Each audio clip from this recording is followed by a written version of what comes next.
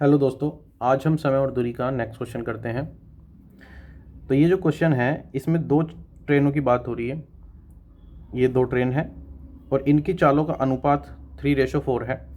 मान लेते हैं एक ट्रेन ए है, एक ट्रेन बी है और इनकी जो चाल का अनुपात है वो यहाँ पे दिया है 3:4। तो हम यहाँ से चाल मान सकते हैं, एक की चाल 3 मीटर पर सेकंड है तो दूसरे की चाल 4 मीटर पर सेकंड हुई। क्योंकि इनकी चाल का रेशो दिया है तो ये हम इनकी चाल मान सकते हैं। हमने अभी तक क्वेश्चन को इतना पढ़ा और इतना यहाँ पे लिखा। उसके बाद विपरीत दिशा में आते हुए ये जो ट्रेन है ये एक दूसरे के विपरीत दिशा में आ रही हैं या जा रही हैं। हम कुछ ऐसा कहेंगे कि ये ट्रेन एक दूसरे के विपरीत दिशा में जा रही हैं। जब ये विपरीत दिशा में जा रही हैं तो ये किसी खंबे को, कोई खंबा है उसको 3 सेकंड में पार करती हैं। तो खंबा मान लेते हैं ये है, एक ट्रेन इसको यहाँ से यहाँ तक जब इस खंबे को पार करेगी तो 3 सेकंड का समय लेगी। मान लेते हैं ट्रेन ए इसको 3 सेकंड का समय इस दिशा में ले रही है, तो इसकी स्पीड कितनी है ट्रेन ए की, वो है 3 मीटर पर सेकंड।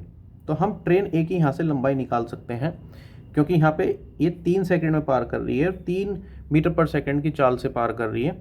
तो यहाँ पे जो समय होगा वो लेंथ जो होगी यहाँ से यहाँ तक की हम लेंथ निकाल सकते हैं ट्रेन ए की। तो ये जो लेंथ होगी ये होगी चाल गुना समय। इसका मतलब हो गया 9 मीटर। अब हम क्या करेंगे कि दूसरी ट्रेन इसको पार कर रही है, ये भी इसको 3 सेकंड में ही पार कर रही है, लेकिन इसकी स्पीड है यहाँ पे 4। तो यहाँ से दूसरी ट्रेन की लंबाई हो जाएगी 3 चौक 12 मीटर। तो हमें यहाँ पे इस ट्रेन की लंबाई और इस ट्रेन की लंबाई पता लग गई हैं। अब हम क्या करेंगे, उसने क्वेश्चन में जो पूछा उसको देखते हैं। ज्ञात करो कि वे कितने समय में एक दूसरे को पार करेंगी।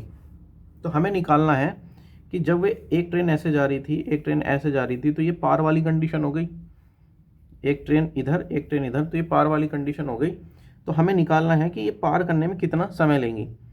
तो समय निकालने के लिए तो हमें यहाँ से यहाँ तक की दूरी पता होनी चाहिए। तो दूरी तो हमें यहाँ पे पहले से ही पता है, ये 9 मीटर की है और ये ट्रेन 12 मीटर की है। तो ये दूरी कितनी होगी 21।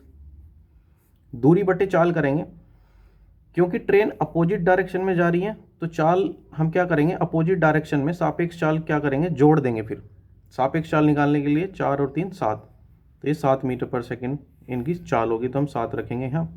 तो इससे हमारा टाइम आ जाएगा, समय 7 दिया 21, तो 3 सेकंड का समय लगेगा एक दूसरे को ट्रेन को पार करने में। Okay students.